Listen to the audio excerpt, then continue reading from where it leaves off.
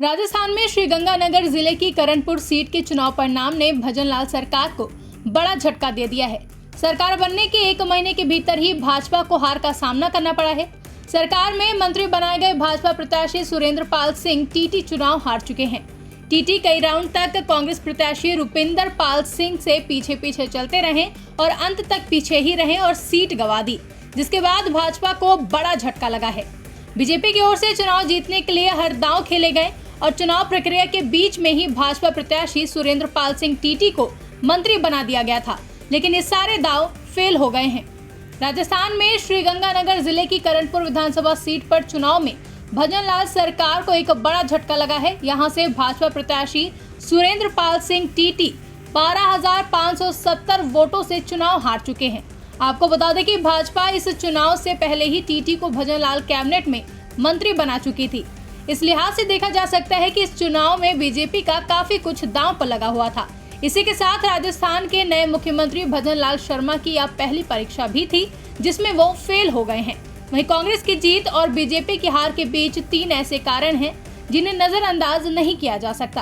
पहला, सहानुभूति, दूसरा, जीतने से पहले मंत्री बनना और तीसरा, बयानबाजी।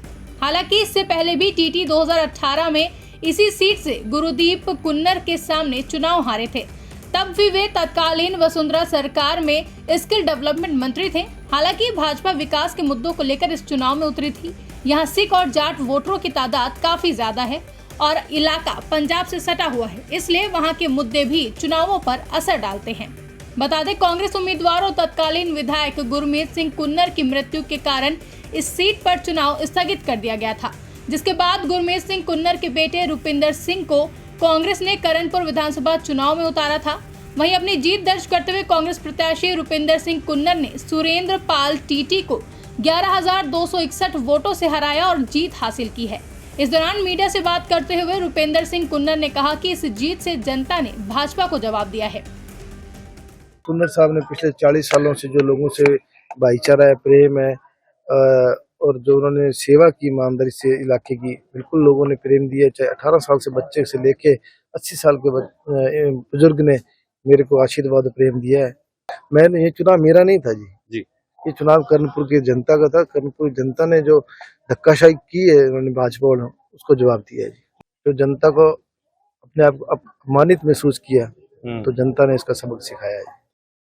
करणपुर विधानसभा चुनाव में भाजपा की करारी हार और कांग्रेस की जीत के बाद से साफ हो गया है कि भाजपा भले ही कांग्रेस को कमजोर विपक्ष की तरह देख रही है, लेकिन कांग्रेस भी चुनावी मैदान में काफी सक्रिय है।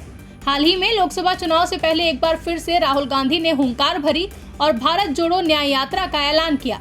देखना यह होगा कि करणपुर सीट पर कांग्रेस की जीत कितना दम भर पाती है और आगामी लोकसभा चुनाव में कांग्रेस क्या इस जीत और मजबूत तैयारी के साथ मैदान में उतर पाती है। ब्यूरो रिपोर्ट, इंडिया पब्लिक खबर। फिलहाल के लिए इस खबर में बस इतना ही। देश और दुनिया की ऐसी ही तमाम बड़ी खबरों के लिए आप देखते रहें इंडिया पब्लिक खबर और हमारे YouTube चैनल को सब्सक्राइब करना ना भूलें।